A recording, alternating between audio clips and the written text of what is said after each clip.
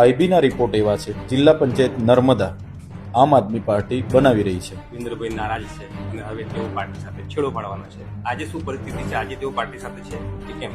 નરેન્દ્રભાઈ મોદી અને અમિત શાહને એ લોકો રંગા બિલ્લા બોલતા હતા. આગામી સ્થાનિક સ્વરાજ્યની ચૂંટણીઓ પહેલા ડેડિયાપાડાના ધારાસભ્ય ચૈતર વસાવાના મત વિસ્તારમાં ભારતીય જનતા પાર્ટીના દિગ્ગજ નેતાઓના આંટાફેરા વધી ગયા છે અને જેના કારણે આગામી તાલુકા જિલ્લા પંચાયતની ચૂંટણીઓમાં આમ આદમી પાર્ટીને ભારે નુકસાન થવાનું છે.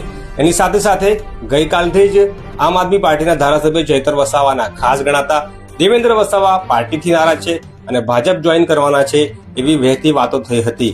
તો આ તમામ સવાલોના જવાબ મેળવવા માટે અમે ડેડિયાપાડાના ધારાસભ્ય ચૈતર વસાવા સાથે વાતચીત કરી છે. તેમનું શું કહેવું છે જુઓ આ વિડીયોમાં.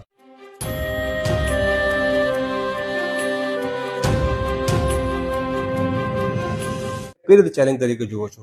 કેટલું નુકસાન કરશે આમ આદમી પાર્ટીના આગામી સ્થાનિક સ્વરાજ્યની ચૂંટણીમાં? હા, તમે જોયું હશે કે જે પ્રકારે આગળ 15મી નવેમ્બર વડાપ્રધાન શ્રી નરેન્દ્રભાઈ મોદીજી પણ ડેડિયાપાડા આવ્યા. બાદમાં નાયબ મુખ્યમંત્રી હર્ષભાઈ સંઘવીનો કાર્યક્રમ ડેડિયાપાડામાં થયો. ગત 7 તારીખના રોજ આપણે કેવડી ખાતે મુખ્યમંત્રીશ્રીનો કાર્યક્રમ થયો અને ફરી નેત્રંગ ખાતે હમણાં જ 2 દિવસ પહેલાં નાયબ મુખ્યમંત્રી હર્ષભાઈ સંઘવી આવ્યા. જ્યારે પણ કોઈ કાર્યક્રમ હોય છે એટલે એ પ્રકારના નેતાઓ જે અમારા જે આગેવાનો છે એમને સંપર્ક કરવામાં આવે છે, ઓપરેશન લોટસ અપનાવવામાં આવે છે ને એમને કઈ રીતના ત્યાં લઈ જવા એના પ્રયાસ થાય છે. તમે નેત્રંગની સભામાં જોયું હશે કે અમારા 4 કાર્યક્રમોમાં જોડાયા અને સમાચાર એવા બન્યા કે 200 લોકો આમ આદમી પાર્ટીમાંથી ભાજપમાં જોડાયા.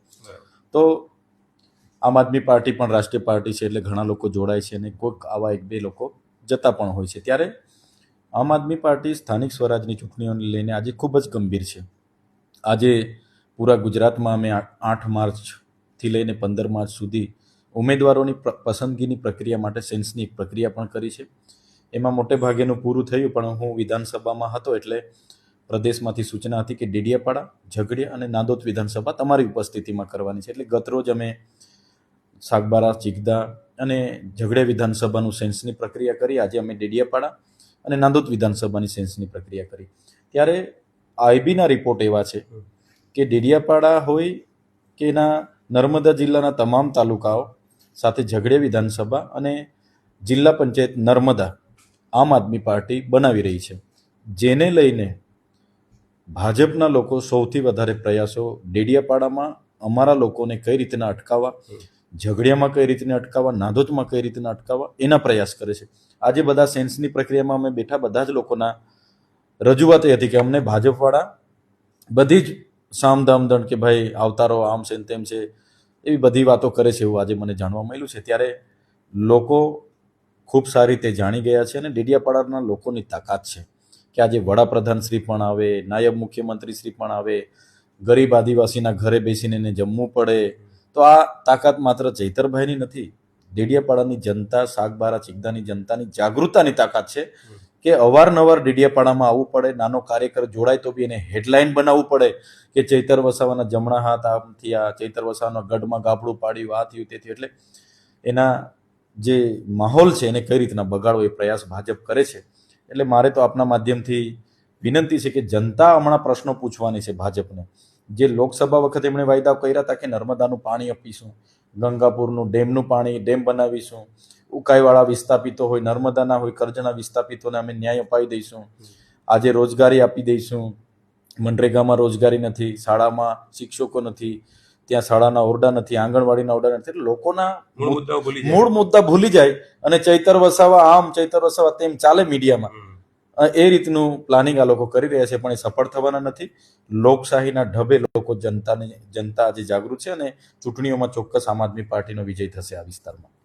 ગઈકાલથી જે વાત વહેતી હતી કે તમારી સાથે જોડાયેલા તમારા ખાસ ગણવામાં આવતા દેવેન્દ્રભાઈ નારાજ છે અને હવે તેઓ પાર્ટી સાથે છેડો પાડવાના છે. આજે શું પરિસ્થિતિ છે? આજે તેઓ પાર્ટી સાથે છે કે કેમ?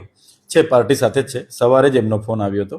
ગઈકાલે ચિગદા તાલુકા પંચાયત અને ડેડિયાપાડા સાગબારા તાલુકા પંચાયતના સેન્સની પ્રક્રિયા હતી. અમે સાથે જ હતા.